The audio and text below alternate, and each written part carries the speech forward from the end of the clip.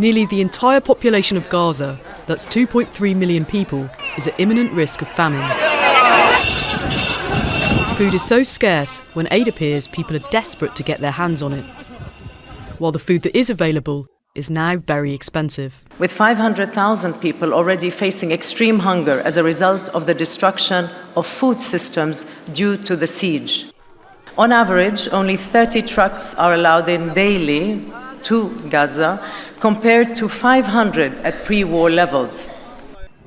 Starvation as a weapon of war is banned under international humanitarian law. It's considered a war crime and a crime against humanity to deny food, the means of existence, the means of subsistence to a people or to any identifiable group on the basis of discrimination. This is what's happening. This conference in Doha is focused on global food justice, simply people's right to access food. So with conflict and systematic violence being the biggest causes of hunger in the world, the war on Gaza is at the top of the agenda.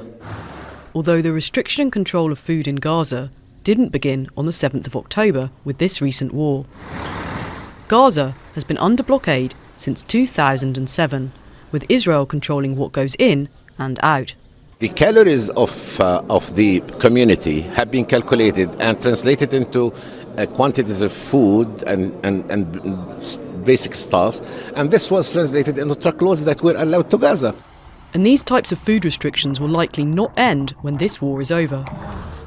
Gaza did have an agricultural sector, but the damage from the Israeli bombardment will last a long time. It will need maybe a few years to check on the soil, on the remains of different types of ammunition that was, and maybe some mines. And it depends also on how much freedom the Gazans will have access to the Mediterranean, because fishing is one of the most important sources of food security for Gazans historically.